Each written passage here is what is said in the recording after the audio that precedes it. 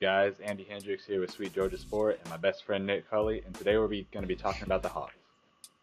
Yeah, we're gonna talk about the bright future they have and all the success that is going to come to them.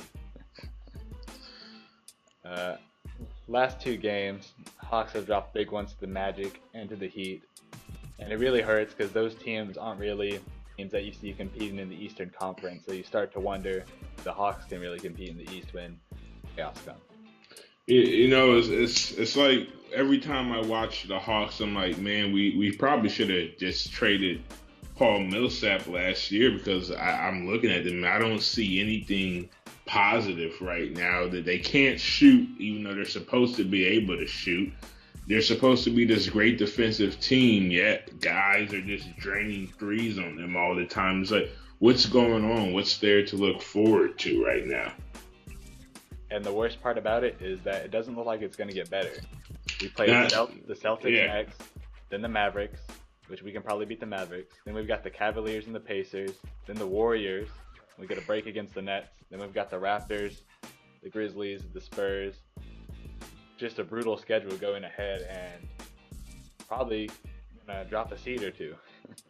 And of course, this team is probably going to be a playoff team. They've been a playoff team for 10 years straight at this point, and it's cool going to the playoffs. But how competitive is this squad? Like the top three teams in the East right now are the Raptors, and I'm just talking about in terms of talent and future. The Raptors, the Cavs, and Boston. And realistically, the Hawks don't stand a chance at beating any of these teams in a seven-game series to me because of everything those teams are good at doing.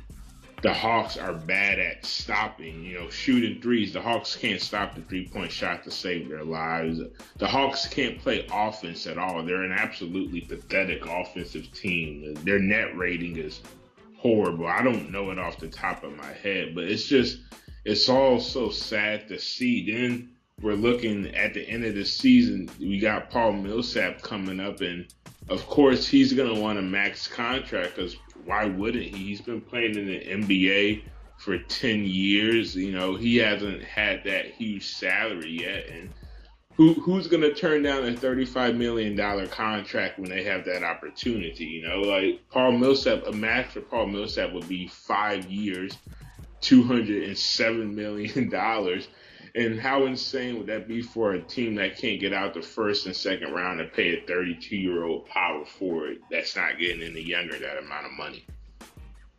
I mean, it's just a bad situation because if we don't pay Millsap, then he walks and gets one elsewhere, and then we're even worse than we are right now.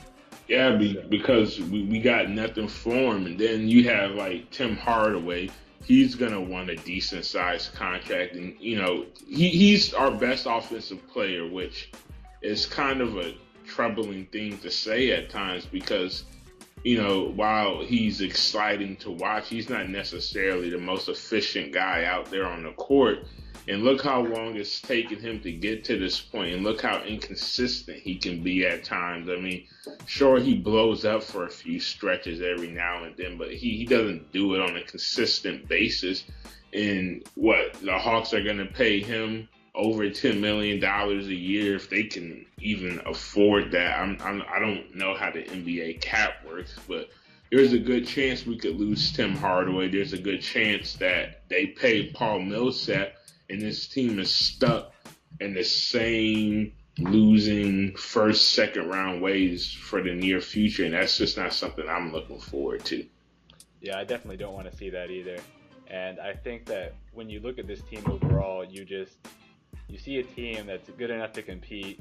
They can steal a game or two in a series, but you don't see a team that can dethrone LeBron from the East. You don't see a team that can stop the powerhouse Boston and Washington are becoming.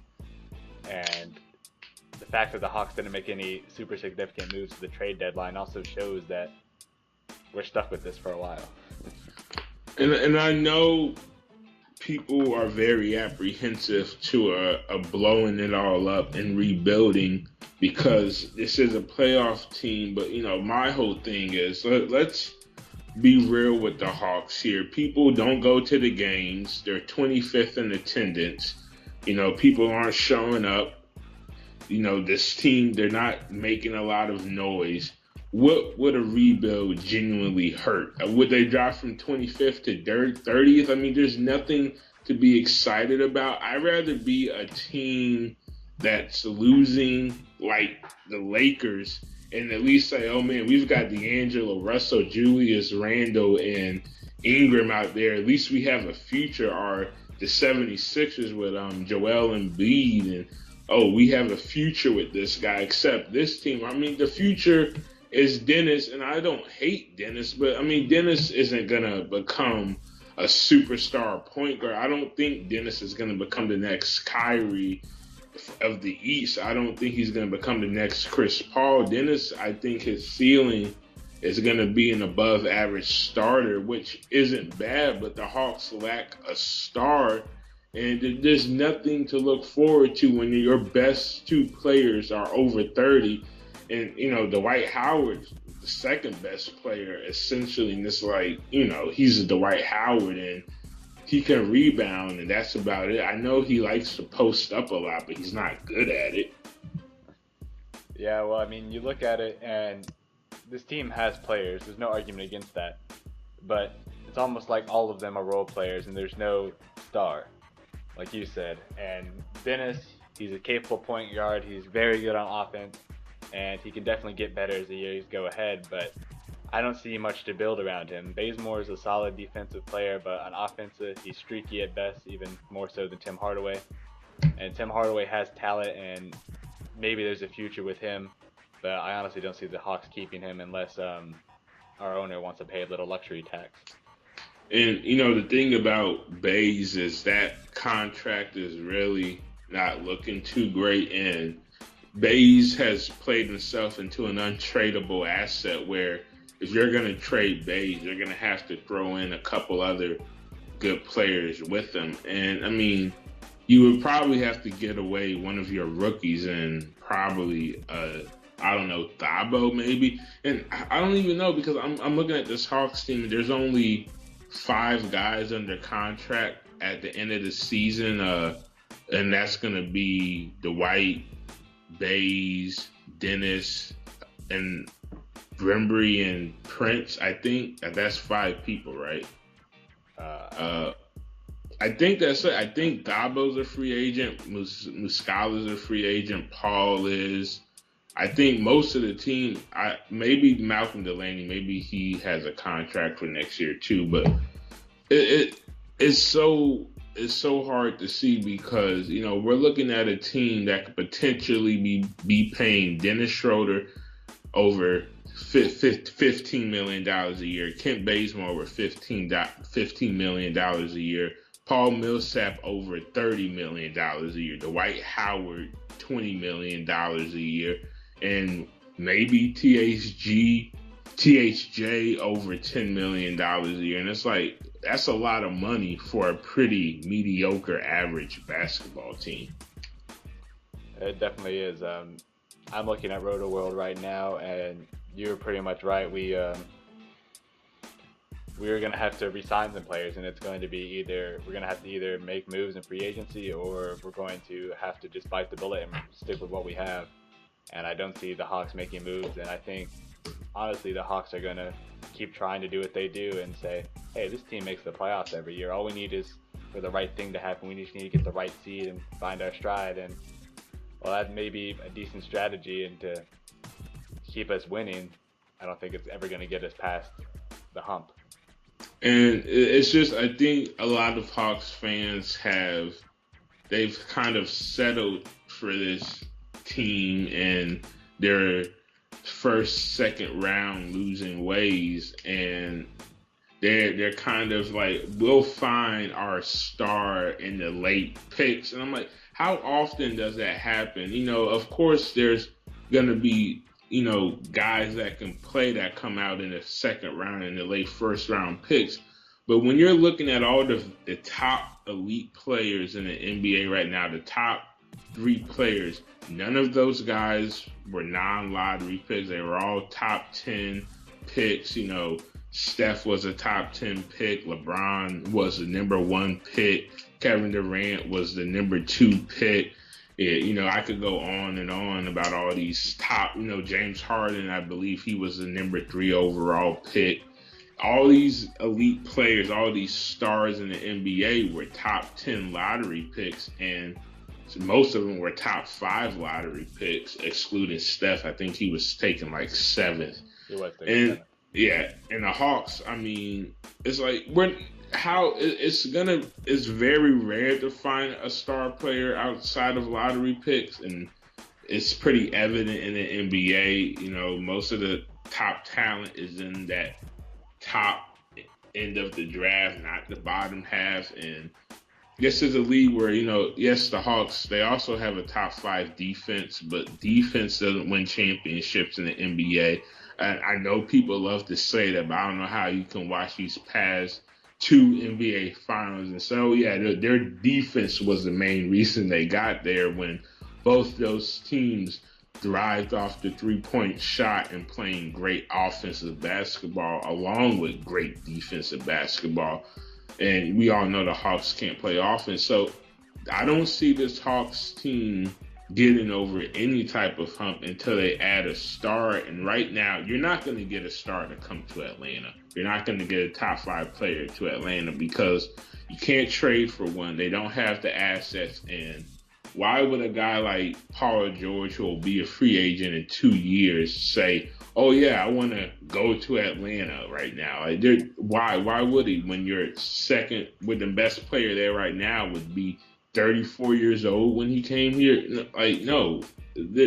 The Hawks, I think the only way they can get that start is by, admitting that this team is going nowhere, trading. It's too late to trade Paul now, but they should have traded Paul and got some nice picks and brought in some young players. I know they had a trade with Denver on the table where they could have got like guys like Jamal Murray and Kenneth Faried, young guys that you can eventually start kind of building this team around. Yeah, they're not going to win you a lot of games, but you're going to have these young guys, and then you're going to get some top picks, and you're going to be able to build this squad. And right now, the Hawks, they don't have anything to build around, and they don't have the money to build around.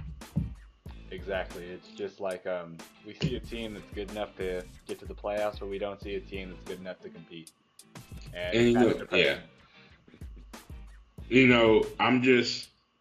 I'm not okay with that. And, sometimes, when we look at the other Atlanta teams, the Braves saw that they needed to rebuild, and they started that process, and their future looks bright.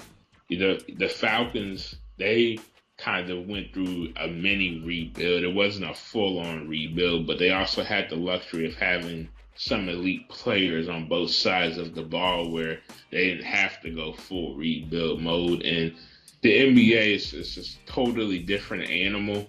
I'm convinced you can't win without a star in this league. I know people like to bring up the Spurs and that Detroit Pistons team from a few years back, but even when we look at those teams had some elite players. And the Spurs team, Kawhi was phenomenal in that series when the Spurs won the finals. He played like a star the whole entire time. His defense was phenomenal. That was kind of Kawhi's coming out party into the NBA. Like, hey, I'm here and I'm a star. And now Kawhi is a top 10 player in basketball, maybe even higher than that. And, Kawhi was taken a little bit further back outside of the top 10 picks. But, that's kind of lucky in a sense when I talk about how often do you get superstars outside of those top 10 picks, and Kawhi is one of those exceptions. And Paul George too, I think he was taken 11th. But, my point is, it's just, you're not often going to find a guy who's going to be an elite player outside of those top 10, top maybe 13 picks. You need a star to win in this league. You need a guy who can put the ball in the basket. You need a guy who can play defense. You need a guy that can do everything.